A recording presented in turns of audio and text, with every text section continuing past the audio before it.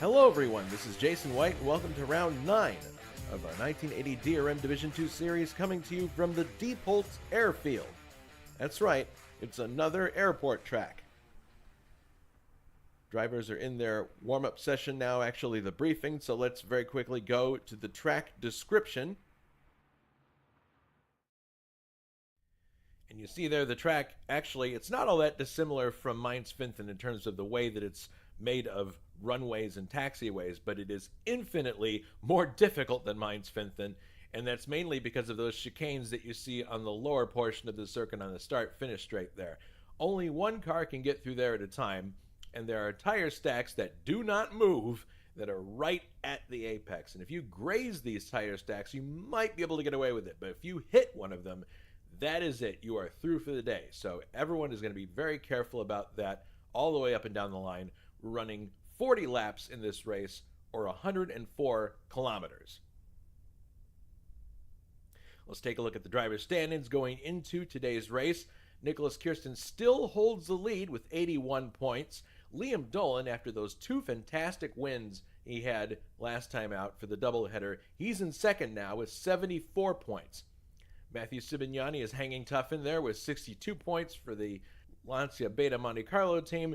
Juha Boss is in fourth with 52 points, and then David Saber checks in at fifth with 51 points. And here's the scheme, just to remind you. 20 points for the winner, 15 for second, 12 for third, 10 for fourth, 8 for fifth, then 6, 4, 3, 2, and 1 down the line. To be classified, drivers must cross the finish line after the winning driver is finished, and the best 11 results count towards each driver's championship total.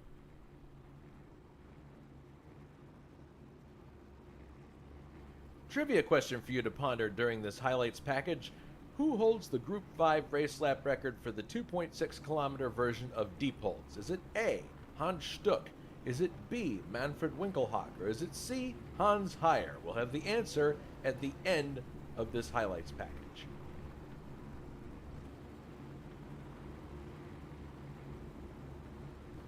All right, so the drivers are ready to go out on their parade lap. We would show you said parade lap, but unfortunately the cars were too jumbled and they were giving up incorrect grid positions. We can't have that. So we are going to read to you the qualifying results from this text here. Nicholas Kirsten will start on the pole with a time of 55.188 seconds. Team Schnitzer, number 61. Second is Liam Dolan. Team Schnitzer, number 56, Aeroheck. Third, David Wattman, Bavaria team, number 67. Fourth, Richard Wilkes, Team GS Sport, number 51. Fifth is Ruben Fernandez, D&W Zach Speed, team, number 53. David Saber starts sixth in Sac Sporting, number 52. Seventh is Juha Boss, Team Schnitzer, number 55, Aeroheck. Eighth is Brian Janik for Karl-Heinz Becker, number 57. Ninth is Dave Miller in the lone Porsche 935 L1. 10th is Johnny Aces for Karl Oppitzhauser, number 69. 11th, Christian Dauger for BASF GS Sport, number 59. 12th, Ray Rodal, D&W Zach Speed, team, number 54.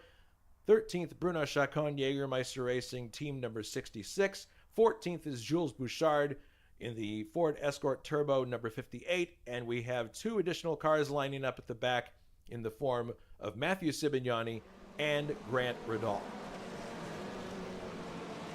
All right, so the field is now under the control of Nicholas Kirsten. It's very hard to stack up these cars for the start when you have all these chicanes, but we'll see if they get a green flag at this point.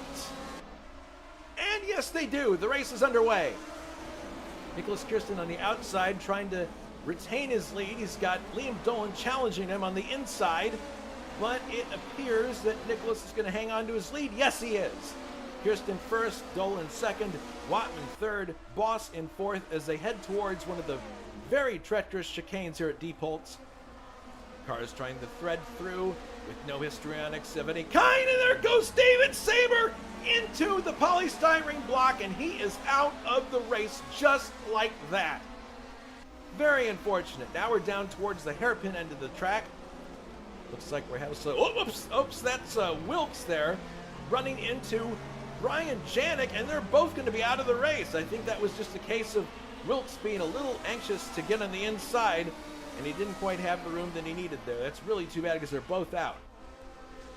Moving to lap 3, and here's Nicholas Kirsten in the lead, being pursued by Liam Dolan as they head to the hairpin section of the track. And Kirsten runs a little bit wide there, and that gives just enough room for Liam to get up on the inside. Now, can he take the lead before they get to the chicane? Oh my goodness, that was close. I think Kirsten might have given him a bit of room there so that there wasn't going to be an accident. Liam Dolan takes the lead. Now we move to lap 9. This is Ray Radal in his D&W entry, heading to the same corner that claimed Sabre, and unfortunately understeer into the same barrier, same corner, same type of car, but two different drivers. Now you're not seeing double. That is Ruben Fernandez. Oops, slipping up the inside of Kirsten, but he can't make that stick. And here comes Juha Boss trying to attack, take advantage of that situation as you see them go through the chicanes now. It's amazing they have the width of a runway here to work with, but they have to aim for such an incredibly small corridor. It is the ultimate test in this series of precision, I think. As they come down towards turn number 1, and there goes Ruben through to take second place from Kirsten. Now we're on lap number 12. This is Christian Dauger back racing at ISO after an absence. He's heading through the chicanes here, and oops! You see, that's all it takes. You just, wow, a barrel roll there for Christian Dauger. But fortunately, this is a sim, and he will be okay. This is lap 17, and you're looking at Grant Radal, who started dead last in the field. And here he is now battling with one of the front runners. Didn't take him long to get there. He's battling with Ruben Fernandez, and also having to thread his way through here very, very gingerly. Oh, and that's all it takes. Another barrel. Oh, goodness, this one leaves the park. But it just shows you, no matter how skilled you are, this track just really does take no prisoners. Now we're on lap 18, and this is another driver who started at the back, Matthew Sibignani, and he is pursuing Juha Boss. This is a battle for 5th place. And you can see here graphically how two different cars handle going through there. Juha's got a lot more oversteer going through those turns, and Sibignani looks a lot cleaner going through, and I'm sure that translates into the speed that we're seeing now and the fact that he's able to close in on him. Heading into turn number 1, Sibignani definitely has a role here. He might be able to try something by the time they get to the first chicane here. And indeed, he is pulling alongside. Now, can he get the maneuver done before the chicane? And the answer is yes, he can. Very decisive move by Sibignani, and mature driving from both of them, I would say, there to avoid any kind of an incident. Now, lap 21, and we're with Ruben. This is the decisive point in the race here because Ruben is following Liam Dolan, our leader, and he's looking for a way to get by here. On the backside of the course here, it goes from concrete to asphalt, heading down towards the hairpin. Dolan coming off 2 fantastic wins in the last round.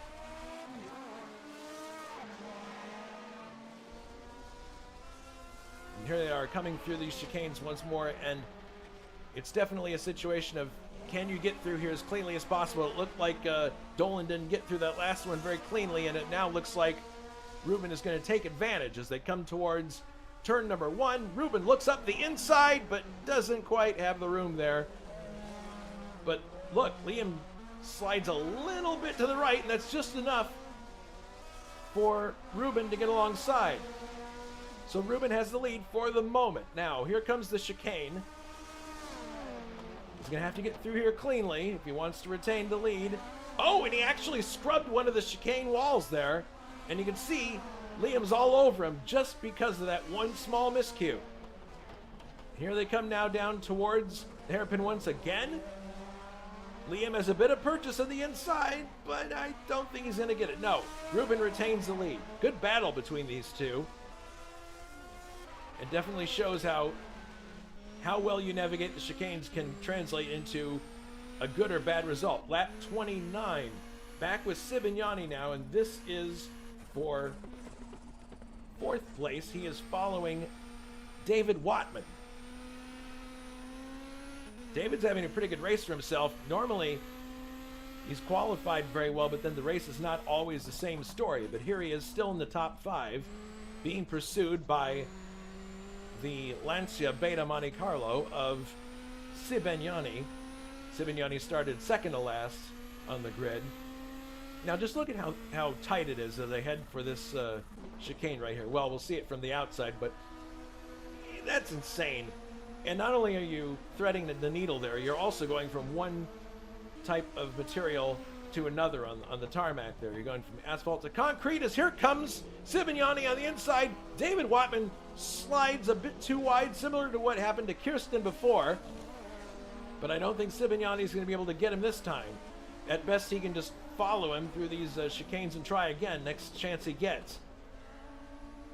And it looks like Watman had a slight problem there getting through one of the chicanes.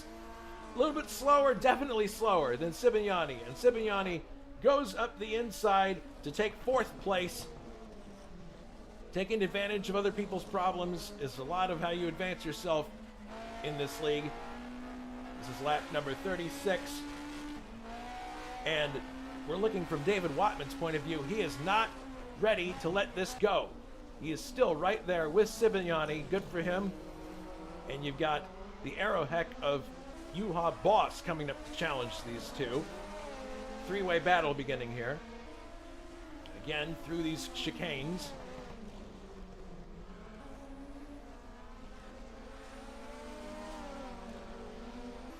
Doing their best to make the line as clean as they possibly can.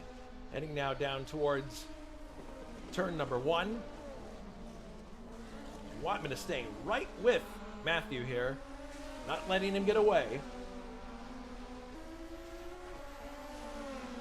Onto the backside now, looking from David's camera here. Here you can definitely see how tight it is going through here. Look at this. That's insane. And he actually got a better exit there than Sibignani did, and he's charging on the outside. Maybe he has a chance to get the position back. No. Sibignani too quick on the accelerator. But now look at this. Here comes Juha up the inside. He wants to take advantage of that pass that didn't work. Heading back onto the front stretch now. Left, right, right, left. Be smooth as silk. And it looks like Juha definitely got through there faster, and here he comes on the outside. And Juha gets by on the outside. Oh my goodness, he's got to slip back behind, I think. Yes, he did.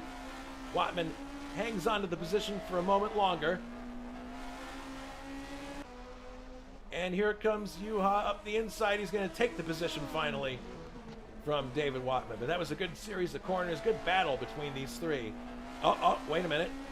David Watman on the outside. Is he going to get it back? Maybe no. No, not quite. Oh, goodness, very close here, too. But kudos to David Watman for putting up a good fight here. He's proving to be one of the better drivers we have here at ISO, no question about it. Back through these chicanes, left, right, left, right. You can see the brake application that Juha is using there. And now we're into the final lap of the race. And Ruben has driven an excellent race the whole way through. He started 5th on the grid and didn't get involved in any incidents and just quietly, calmly picked his way through the field. Did an excellent, excellent job. And this is definitely going to help him in the point standings for sure. Oh my goodness, did you see that? He just clipped the barrier with his right rear. So here he is on the final lap, and he could have just thrown it away there. But thankfully, he did not. Coming out of the hairpin turn, he's just got to do these chicanes one more time, and he's got the win. Left, right, Left to right there, and heading now onto the main straight. He flashes his brights, and there it is, the checkered flag. Ruben Fernandez has won round number 9 in our 1980 DRM Division 2 series. He's very happy, obviously. Here comes Liam Dolan. Won the last 2 races, takes second place here, so his string of good performances continues.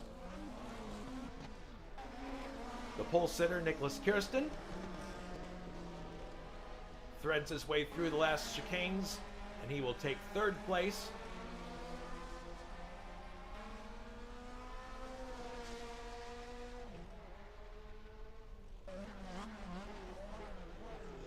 And now we're looking for Sibignani. Here comes Sibignani. He's going to finish in 4th. A great drive, considering it was from the very back. And very precision maneuvers through these chicanes, too, I might add. There goes Sibignani across the line. And Juha Boss and David Watman finishes the last 2 cars on the lead lap. So here are the point standings after round 9. Nicholas Kirsten is in the lead with 93 points. Liam Dolan in second with 89. Matthew Sibignani 72. Juha Boss 60. And then David Saber retains his 5th place with 51 points. Trivia question for you. Who holds the Group 5 race lap record for the 2.6 kilometer version of Diepholz? Is it A, Hans Stuck, B, Manfred Winkelhock, or is it C, Hans Heyer?